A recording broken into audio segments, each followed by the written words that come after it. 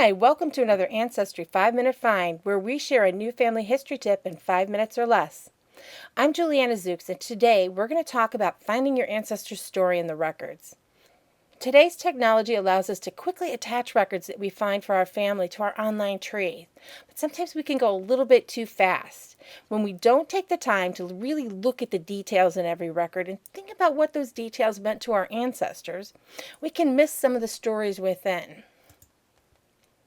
From a genealogical perspective, we want to ask questions like, how can I use this information? Is this going to help me find my ancestor in other collections? What does it say to help me understand my ancestors and what they were doing at the time? And also, this is a really important point too, what other records can help me fill in the details on that story? Because a lot of times we need to pull in more than just one record to get the full story.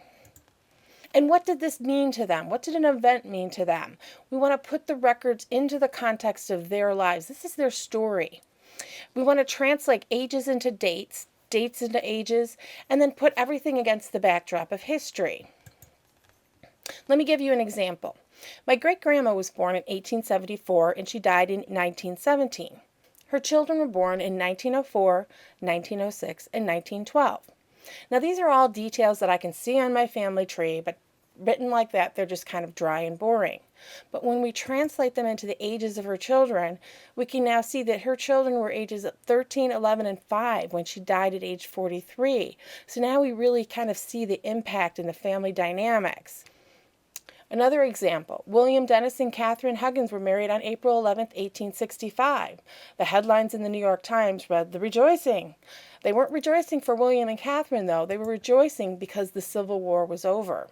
So putting that date now in a historical perspective kind of gives me a little bit of depth to that story. I can kind of picture them on the day where the city's celebrating and going into the church and getting married. We can also set the stage with directories and maps. Directories may seem kind of dry. They're just kind of a year-by-year listing of residents of a city. They were the predecessor to today's phone books. For example, in 1826, one of my ancestors, William Dennis, a milkman, is listed as living near District in Brooklyn. And you can see District on the map at the bottom in the bottom right corner in the green box. 10 years later, another directory says he's listed at State near Red Hook Lane. Okay, well, Red Hook Lane is along the side there, on the right side in the box. It's a little hard to read there. So I can see that he kind of stayed in the same area. But even more important, when we go and layer on another map from a later year, I can see that District was actually renamed to State. So he may have never moved. He may have been living in the same location. It just appears that he moved from that directory listing. So where does the historical context come in?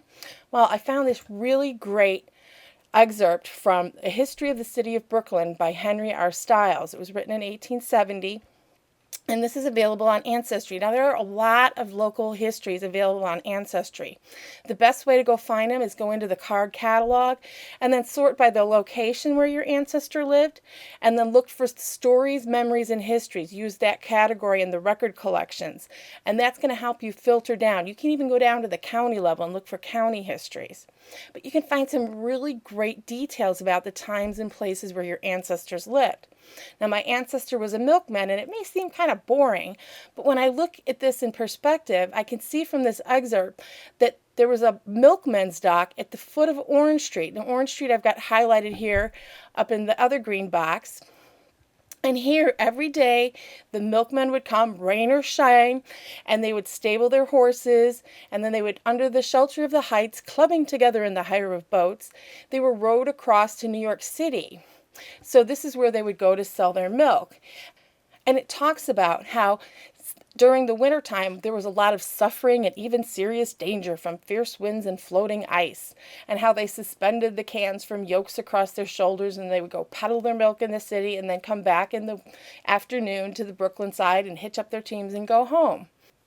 With this information, I really have a much better view of what my Dennis ancestors did for a living and what their daily lives were like. And you can do the same with your ancestors. Good luck with your research.